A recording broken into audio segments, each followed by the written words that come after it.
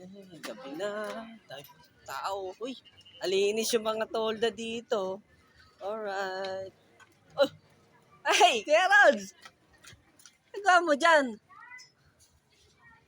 Oh, dito ako sa labas. Pinalayas ako eh. Pinalayas? Ba't ka pinalayas? Pinalayas ako ng asawa ko kay nahuli niya ako na ano. Nahuli niya ako may kachat. Nahuli kami ka-chat. Nagalit siya kasi nagrason parang ako. Tama naman yung rason ko. Ba't kasi nagrason ka pa eh? Ano pa nirason mo? Eh, bakit ba? Eh, kasi siyempre lalaki tayo, di ba? Oo. Normal lang naman yun ah. Ano bang mali dun? Yung may nag-chat? Oo. Oo, normal naman yun. Hindi, ba't? Baka man may nabanggit ka pang iba. Hindi, ang sabi ko lang naman sa kanya, yun nga, siyempre lalaki. Pag may mga ganyan, normal lang mag-entertain ng mga ganon. Kasi nga, friendly tayo mga lalaki. At saka isa pa doon,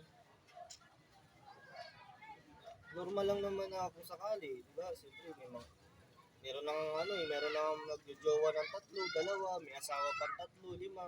Normal na yun eh. Tapos pag ano, ako chat lang, galit na. Eh, yun naman talaga ang dapat eh. Kasi ganito talaga dapat yan. Ang lalaki talaga, para sa lahat yan. Hindi lang para sa isa yan. Kung ilan yung kaya niyang mahalin, dapat ganun. Kailangan maging mapagbigay kasi nga, lalaki tayo, provider tayo, di ba? So, yun ang ano natin. Kasi, kaya nga tayo naging lalaki kasi malakas tayo. Kaya natin gampanan yung mga bagay na hindi kayang gampanan ng mga babae. Kaya, dapat ganun, given dapat sa atin yung mga ganung bagay na kahit sino pumasok sa buhay natin mga babae, give way tayo, bibigay natin sila, bibigay natin kung ano yung kaya natin ibigay sa kanila. Kasi yun ang dapat. At saka alam mo ba, nakasaad sa Bible yan. Ano, nakalagay sa Bible yan. Doon siya nagagalit. Kung sinasabi ko yun, nakalagay sa Bible yun. Si Solomon, ilan ang asawa ni Solomon? Di ba nasa 700 plus? Oh, di ba 700 plus ang asawa niya? Ang dami nun. Oh, ako, isa lang naman yung ano ko, isa lang naman. At saka kung sakali, dumagdag, why not, di ba? Mga 2, 3, 4, 5, pwede na yun. Okay na yun. Tsaka honest naman ako sa kanya, yun naman ang mahalaga, di ba? Dapat kailangan honest. Oh, hindi ko naman tinatago sa kanya, tapos nahuli niya ako kasi nga, hindi ko tinatago sa kanya. May account ako may messenger ako sa kanya. Nakikita niya lahat yung chat ko. Oh, tapos magagalit siya. Oh, kasi honest ako.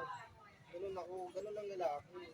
Kaya minsan yung iba nagtatago na lang kasi galit na galit pag nagpapakahanis sa lalaki. Kaya minsan nagluloko na lang yung iba o kasi galit na galit pag nagpakakatotoo yung ano, yung lalaki.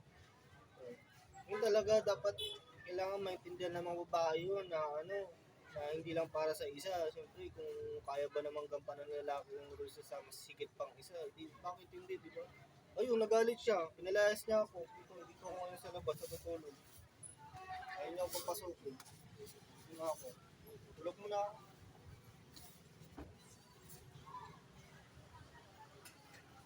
Ay, wala palang buwan.